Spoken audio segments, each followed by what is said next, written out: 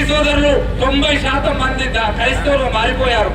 ఇంట్లోకి వెళ్ళి స్వామీజీలు జ్యోతి వెలిగిస్తుంటే అక్కడ ఉన్నటువంటి వాళ్ళు కన్నీరు పెట్టుకున్నారు. ఏమనంటే, స్వామీజీలు మీరు మాకు 75 సంవత్సరాలైన స్వతంత్రం వచ్చి ఇన్ని రోజుల నుంచి మా ఇళ్లలోకి రాలేదు, ఇప్పుడు మీరు కాషాయ వస్త్రాలు ధరించిన స్వామీజీలు వచ్చారే అని కంట తడిపెట్టారు. అక్కడ ఉన్నటువంటి మాతృమూర్తులు తల్లులు మాకు బాధేసింది. అదొక సంఘటన ఉదాహరణ. ఆ తర్వాత సంగారెడ్డి జిల్లాలో వట్టిపల్లిలో ఉన్నటువంటి దుర్ద్యాల గ్రామంలో పూజ స్వామీజీ ఆశ్రమంలో ఒక చాలా చక్కటి కార్యక్రమం జరిగింది. 18 కుటుంబాలు మతం మారారు. వాళ్ళు స్వామీజీ నేతృత్వంలో కార్యక్రమం చేస్తే 18 కుటుంబాల నుంచి 45 మంది తిరిగి యజ్ఞం ద్వారా స్వధర్మంలోకి వచ్చారు. సమరసత యజ్ఞం ద్వారా యాత్రలో భాగమని. ఈ కార్యక్రమం అయిన తర్వాత మరుసటి రోజు నిన్న శంకరంపేటలో కార్యక్రమం జరిగింది.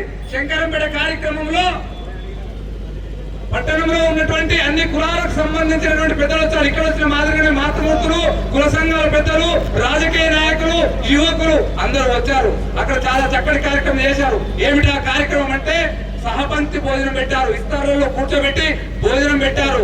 కులాలకు అతీతంగా ఒకే చోట అన్నదమ్ముల వలె కలిసి భోజనం చేశారు. అక్కడ ఉన్నటువంటి హిందూ బంధువులందరూ భోజనం చేసిన తర్వాత శ్రావణ పంతులు అనేటువంటి పంతులు అయ్యగారు ఏమన్నారంటే, భోజనాలు చేసేటువంటి వారు ఎవరు కూడా ఇస్తాను తీయకూడదు, తీస్తే నా శివాన్ని చూస్తారని చెప్పారు స్వామి అయ్యగారు. చెప్తే ఎందుకో మనం మేము ఆశ్చర్యంగా చూసాం.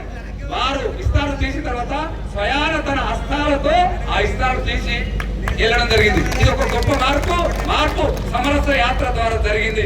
ఈ విధంగా అడుగడుగున అనేక ఉదాహరణలు లభించాయి. మాన్య శ్రీ దేవజీ రావత్ గారు మార్గదర్శనం చేయవలసిందిగా కోరుచున్నాం.